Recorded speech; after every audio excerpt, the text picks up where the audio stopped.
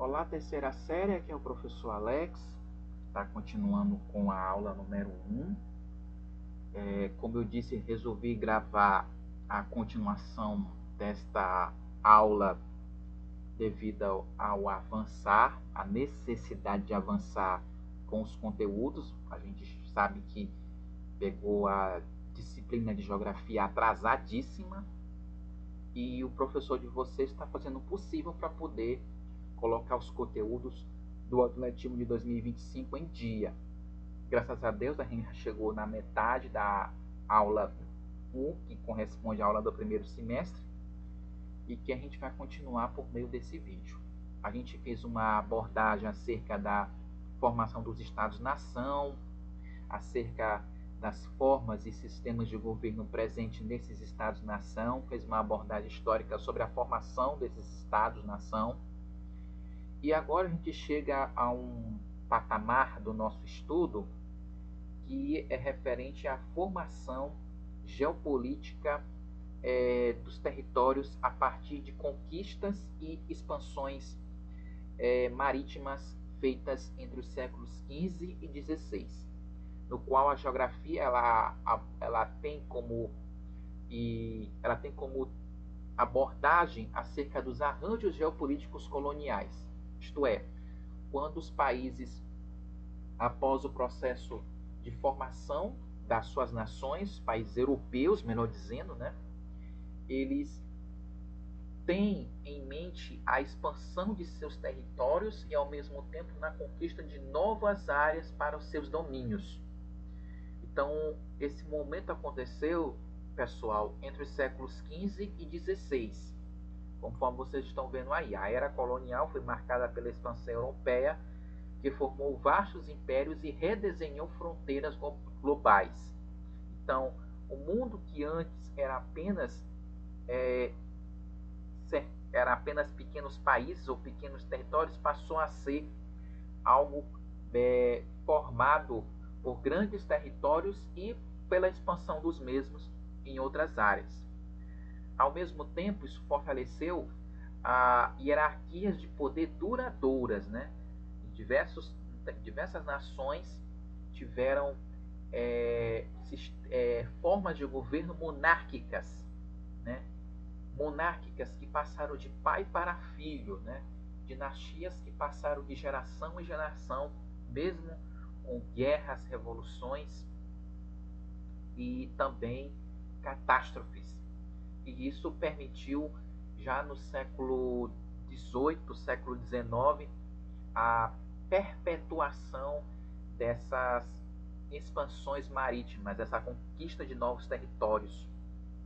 E o que antes era apenas voltado para o continente americano e o continente asiático, já no século XIX, essa expansão ela se prontificou, ela se expandiu, né? ela se intensificou com maior fundamentação na África, no qual, a partir da Conferência de Berlim, os países europeus, os países monárquicos europeus, inclusive alguns republicanos também, resolveram abocanhar, podemos dizer assim, alguns territórios africanos para o seu domínio. E isso fez com que a geopolítica ela fosse redesenhada e, ao mesmo tempo, ela fosse reescrita. Então, ao longo dos anos, a geopolítica ela se reescreveu diversas vezes devido a essa influência dos países europeus. E isso favoreceu também, turma, a questão das revoluções industriais, né? Isso foi muito favorecido pelas revoluções industriais. Então, essa ideia relacionada à partilha da África por meio da Conferência de Berlim, os historiadores e geógrafos chamam de neocolonialismo, né? O novo colonialismo, conforme disse, que foi no século XIX. Esse cenário, quero dizer, foi muito impulsionado durante a segunda Revolução Industrial, que demandava novas fontes de matéria-prima e novos mercados consumidores, isto é, a busca de novas matérias fundamentais para a produção dos produtos que tanto os europeus cobiçavam. Ouro, prata, bronze, que antes era apenas restrito à conquista das Américas, isso foi permitido, isso foi conquistado, isso foi cobiçado por países europeus da África, né? A exploração territorial e de povos africanos e asiáticos, né? Algumas regiões da Ásia também foram exploradas durante esse período chamado de neocolonialismo.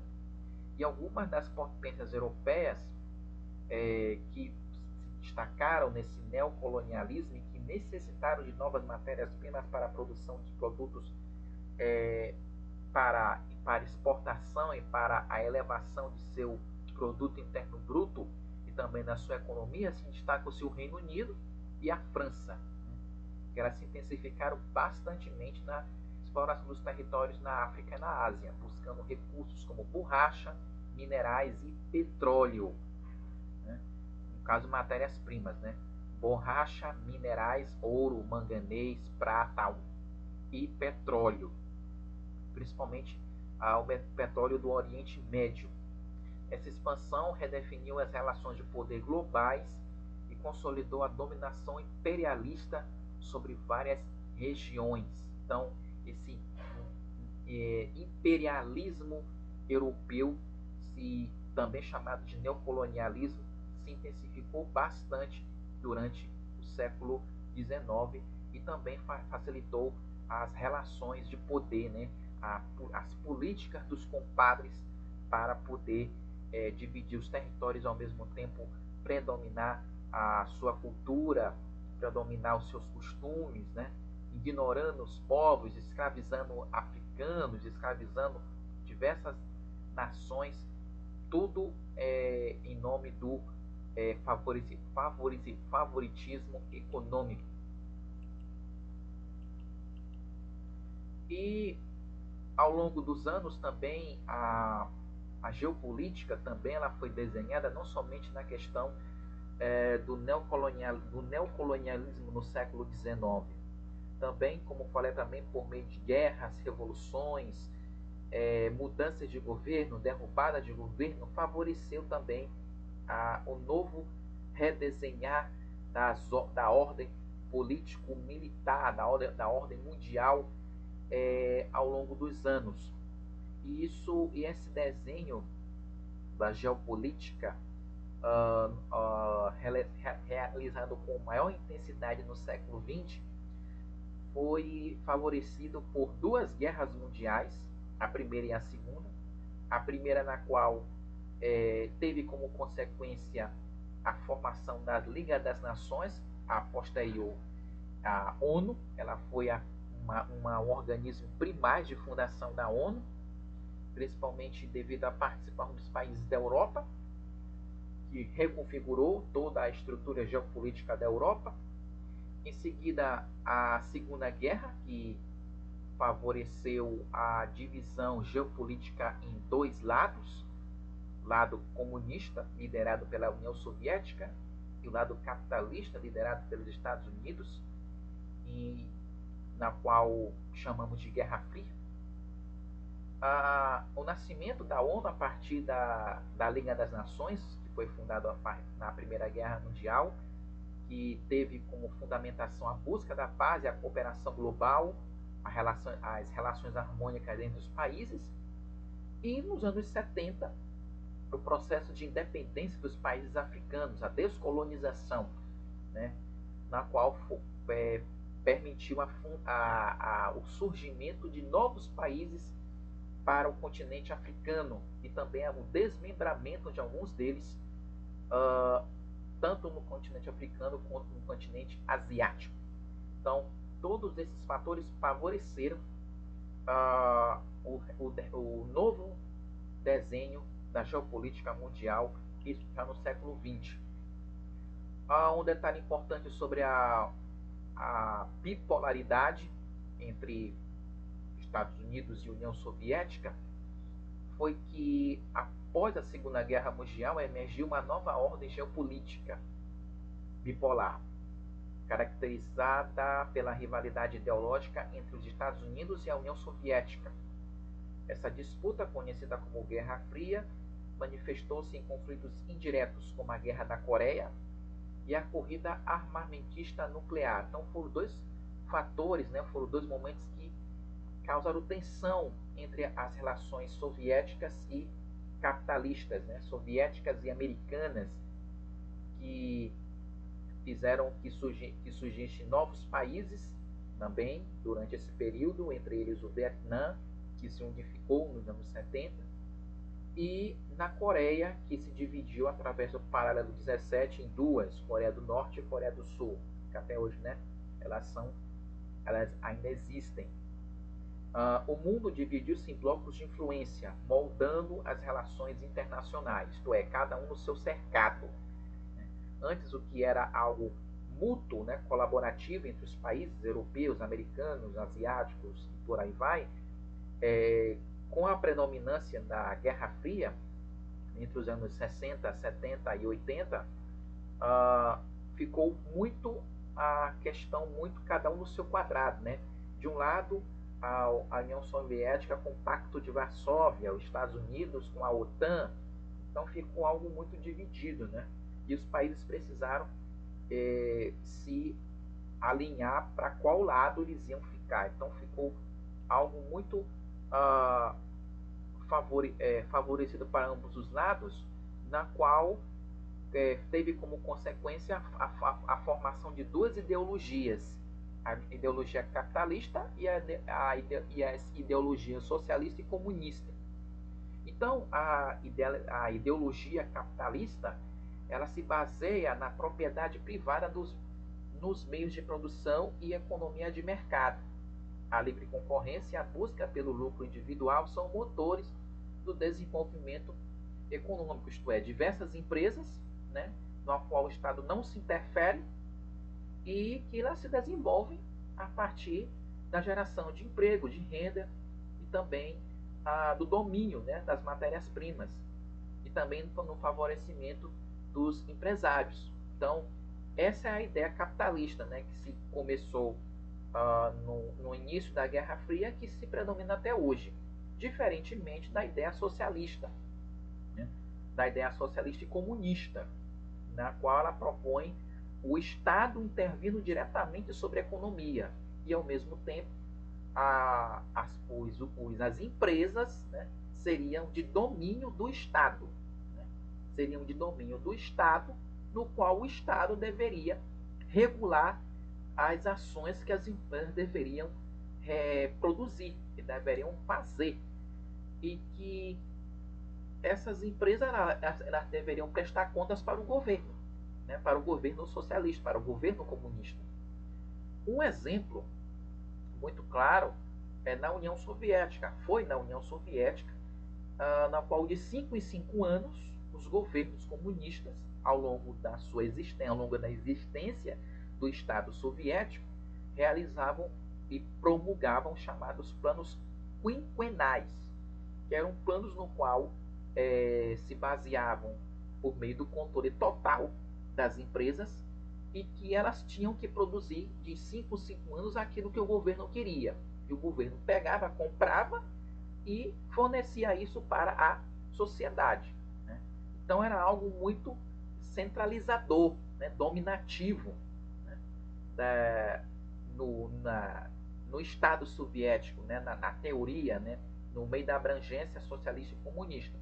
O objetivo é a distribuição equitativa de riqueza e a eliminação das classes sociais, isto é, todos igualitários, todos de forma igualitária, todos recebendo o mesmo salário, todos recebendo a mesma quantidade de produtos, e quem regulava tudo isso era o Estado, diferentemente do capitalismo, que é uma forma a gente vê aí. Um exemplo muito claro em empresas como a Coca-Cola ou a Ford, que operam globalmente sobre essa lógica, a lógica do lucro individual, da lógica da não intervenção do Estado, da participação das empresas no desenvolvimento econômico do país e, ao mesmo tempo, da autonomia das pessoas em comprar o que elas quiserem, né? E as indústrias produzirem a quantidade necessária para serem levadas diretamente ao consumidor sem a interferência do Estado.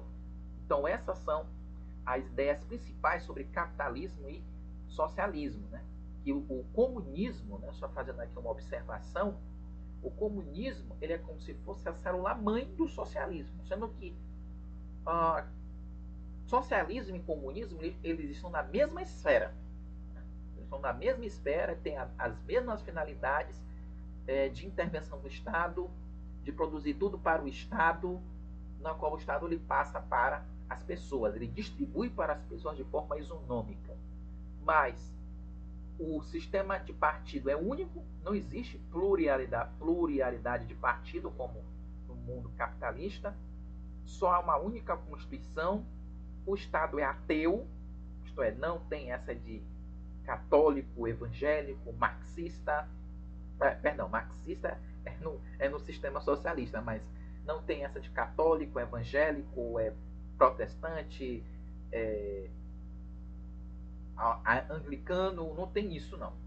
O Estado socialista ele é um Estado ateu, onde não tem a predominância de um Deus, né, de Deus dentro da vida das pessoas e do Estado. Então é algo muito fechado, né? Até hoje existem países nesse nível, como a Coreia do Norte, a China, o Cuba, né, o Vietnã, são países exemplos na qual ainda acreditam no comunismo, no socialismo como uma forma adequada para os seus sistemas de governo, para a participação da sociedade, na formação do governo. Bem, relacionado à nova ordem mundial, vou puxar bem mais para cá para a gente poder entender isso aqui. Em relação à nova ordem mundial, é importante a gente saber que com o fim da União Soviética, né, o sistema soviético, o sistema comunista da União Soviética, que era a célula-mãe de todos os governos socialistas, de todas as fortificações comunistas ao longo do mundo, quando a União Soviética ela ruiu, a economia soviética começou a ruir, e esse ruimento ele findou-se com o colapso, levou ao colapso da União Soviética em 1991 e a sua posterior extinção com a renúncia de Gorbachev em 1991, no dia de Natal de 91. O mundo capitalista ele aproveitou dessa situação para poder fazer novos negócios com os países que estavam se declarando independentes, isto é, livres do jugo comunista. E isso fez com que um novo desenho geopolítico fosse realizado no globo, na Terra, né, nos países do globo. E esse novo redesenho é chamado de nova ordem mundial, né, no qual o capitalismo predominou-se como o sistema na maior parte dos países, em mais de 70% dos países do mundo, no qual agora a gente viu a questão do não envolvimento do Estado, mas na questão da participação maior das empresas na economia do país. E, ao mesmo tempo, levou-se também a ideia do chamado neoliberalismo. Né? Neoliberalismo. E é isso que a gente está trazendo aqui. Menos intervenção do Estado e mais livre mercado, né? uma abertura maior dos mercados. E, ao mesmo tempo, essa ordem mundial ela favoreceu, turma, principalmente em nosso território brasileiro, a questão da privatização. Muitas empresas elas foram privatizadas, né, isso já nos anos 90, com a ascensão de Fernando Collor de Mello ao Palácio do Planalto, Isso favoreceu que muitas empresas que eram controladas pelo Estado, devido ao seu déficit econômico, financeiro e de produtividade, elas fossem vendidas para o cenário da iniciativa privada. Algumas delas foi a Telebrás, a Embratel, as operadoras de grande parte de telefonia, a Vale, a Telma aqui no Maranhão. Então, diversas empresas que eram de controle do Estado, o Estado ele era o principal acionista, passaram a ser administradas pela iniciativa popular pela iniciativa privada por meio dos processos de privatização. Portanto, a nova ordem mundial marca a transição do sistema bipolar da Guerra Fria, né, entre capitalismo e socialismo, para uma estrutura geopolítica mais complexa e fluida, né, na qual a predominância a comunicação e a interligação e a interdependência dos países, no qual até hoje isso se vigora. Caracteriza-se pela multipolaridade, com múltiplos cenários do poder econômico e político, e pela intensificação da globalização, isto é, o que antes era restrito apenas para os países capitalistas durante o período da Guerra Fria, ele passou-se a consolidar no mundo como um todo, né? A realização de novas parcerias, de novos comércios, o aumento da importação, das exportações, a intensificação das relações políticos administrativas, a melhoria entre as relações entre países, o favorecimento da indústria naval, etc, etc, etc. Então, esse cenário pós-Guerra Fria viu o surgimento de novos atores, como blocos econômicos, isto é, diversos blocos econômicos foram fundados durante esse período, entre os anos do final dos anos 80 para os anos 90. Entre eles nós destacamos o Mercosul, aqui na América do Sul, a União Europeia, na Europa, o NAFTA, entre México, Canadá e Estados Unidos, e por aí vai. E organizações não governamentais, redefinindo as relações internacionais. Né? Diversas ONGs elas foram fundadas, como por exemplo o Greenpeace, na qual o Greenpeace ele tem um lado ambiental, né? Um lado de proteção ambiental. Outras organizações dentro da ONU foram fundadas, entre elas a FAO, que é a Organização das Nações que visa a erradicação da pobreza, a Unesco, que é para a educação, e etc, etc. Então, tudo isso fez com que a ordem mundial ela fosse desenhada, ela fosse reescrita. E um dos países que nasceu dessa nova ordem mundial foi os BRICS. Né? Os BRICS, que engloba Rússia, Brasil, Rússia, Índia, China e África do Sul, né, como países principais, na qual o principal país na qual engloba o BRICS, né, é a China, né, que desde 1949 ela tem um sistema comunista, né, mas não um comunismo fechado como era na União Soviética e também na própria China nos anos 70, anos 80, mas uma China, embora permaneça com os ideais comunistas, com os ideais socialistas, mas uma China aberta ao mercado, uma China aberta a fazer negócios com os países do globo, né, que a favorece cada vez mais. E, ao mesmo tempo, esse favorecimento faz com que seja expandido o seu poder econômico e militar perante o mundo. Né? A gente vê hoje uma guerra comercial muito grande entre os Estados Unidos e a China, né, que cada vez mais ameaçam os Estados Unidos em relação à sua expansão econômica. Isso fez com que os Estados Unidos, o atual governo fez com que aumentassem as taxas, né, as tarifas sobre alguns países, inclusive a China, né? Inclusive também sobre os BRICS, né? Na qual alguns países do BRICS estão se aliando à China para poder não sofrerem as sanções econômicas norte-americanas. E os BRICS ele tem também um papel de fortalecimento da cooperação sul-sul, isto é, o chamado sul global, na qual envolve-se os países do hemisfério sul, entre eles o Brasil, né, que está crescendo de uma forma espetacular devido à sua participação nos BRICS. E um dos desafios do BRICS é o questionamento acerca da ordem unipolar ocidental, isto é, na qual, em vez de ser multipolar, ele questiona acerca de um único país ser praticamente o dono do mundo. Isso se refere-se aos Estados Unidos, né? Então ele vem desafiando essa política dos Estados Unidos acerca de derrubar essa ideia, né, dos Estados Unidos ser o país de mandar em tudo e todos, né? A gente vê isso nos dias atuais, né, em nosso atual ano de 2025, né?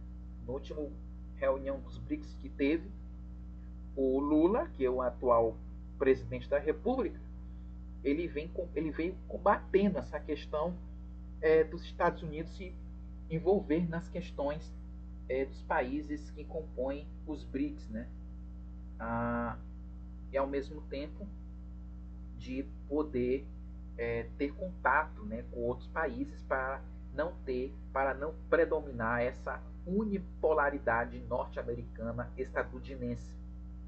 E a visão do BRICS não é de ser um sistema unipolar, mas sim um sistema multipolar, no qual promove nova governança global, isto é, equilíbrio, relações mútuas, favorecimento do comércio, favorecimento de exportação, de importação, né, realização de parcerias, para que todo o sistema todo o sistema global possa ser beneficiado. E a gente se pergunta, e o Oriente Médio? O que o Oriente Médio ele tem a ver com tudo isso, né? O que o Oriente Médio ele pode estar envolvido nessa formação, nessa colaboração da atual geopolítica global? Bom, o Oriente Médio ele é muito atraído para a questão do petróleo e pelo gás natural, né? Alguns países são produtores de gás natural e de petróleo que exportam muitos barris de petróleo para o mundo todo, entre eles a Arábia Saudita, o Iraque, a Líbia, o Egito. Então eles são grandes parceiros de diversos países, tanto da Europa, quanto da Ásia, quanto da América do Norte, América do Sul e da própria África propriamente dito. Então, o que antes a África que foi dominada pelos países europeus durante o período do neocolonialismo, fez com que os territórios ao norte da África fossem valorizados e fosse com eles realizando as políticas de intercâmbio comercial e ao mesmo tempo de favorecimento econômico. Isso fez com que os países do norte da África e também do Oriente Médio pudessem ter relações econômicas produtivas com os demais países do globo. Portanto, o Oriente Médio é uma região crucial na geopolítica global, principalmente devido às vastas reservas de petróleo e gás natural, essenciais para a economia mundial, né? Alguns navios de petróleo, né, vêm inclusive para o Brasil, né? Vêm para o Brasil para poder justamente abastecer o território brasileiro. Embora o país ele seja considerado autossuficiente em petróleo devido a possuir o monopólio do petróleo brasileiro por meio da Petrobras, mas ainda existe uma certa dependência do petróleo e do gás natural, principalmente dos países que produzem o gás natural do Oriente Médio e também do Norte da África.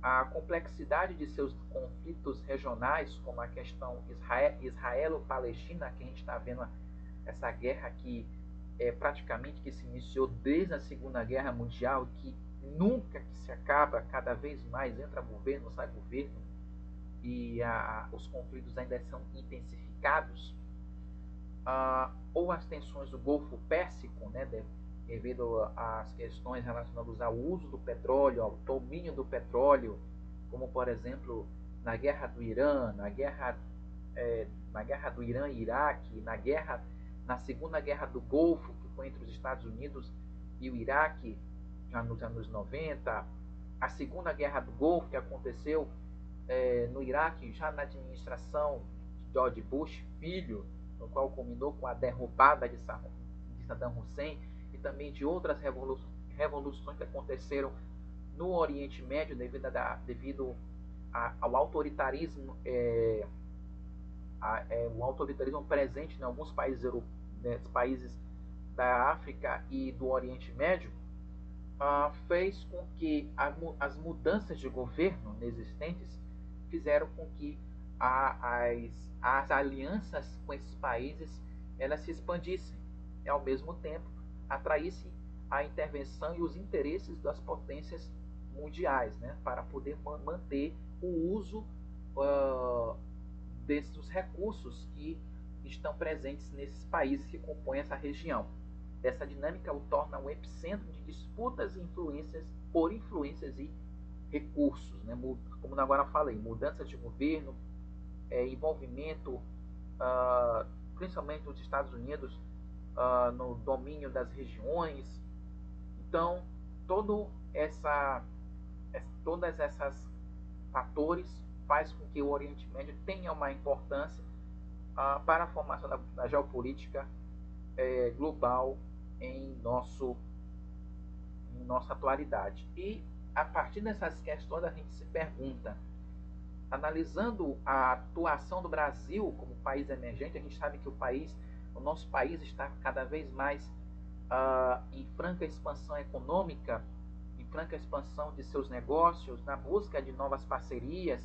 Isso faz com que o nosso Brasil seja cada vez mais emergente, isto é, um país em crescimento e desenvolvimento econômico e de reconhecimento no cenário internacional, e também na participação dele em blocos econômicos como os BRICS, o Mercosul, e relações, né, de parceria com a União Europeia. A gente se pergunta quais são os principais desafios e oportunidades para a sua influência na geopolítica global, isto é, o que ainda falta para poder a gente fazer com que o nosso país ele possa cada vez mais abrir as suas portas para outros países do planeta, né? O que está ainda de percalço para que o nosso país ele tenha cada vez mais a sua valorização centrada e desenvolvida.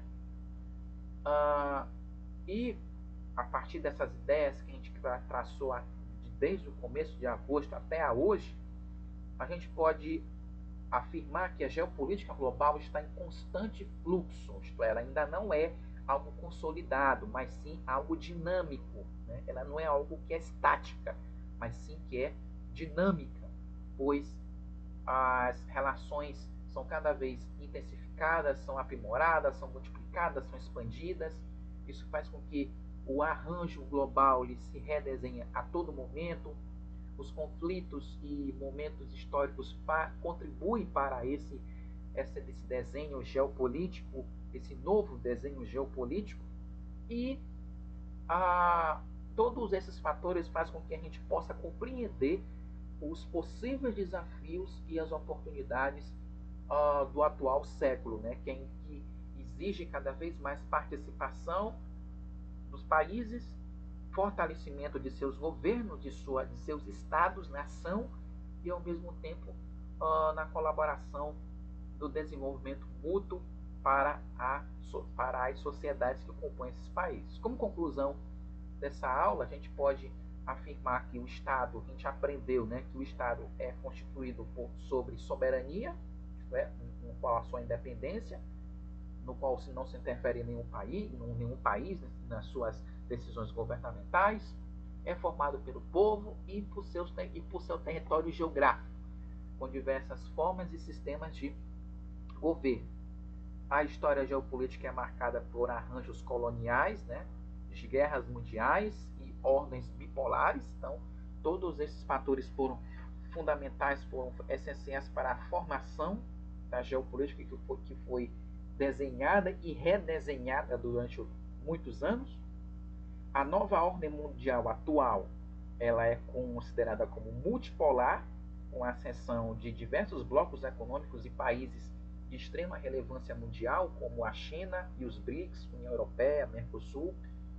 As regiões como o Oriente Médio, elas são fundamentais e cruciais devido aos recursos que nelas são produzidos, petróleo, gás natural, e também aos conflitos.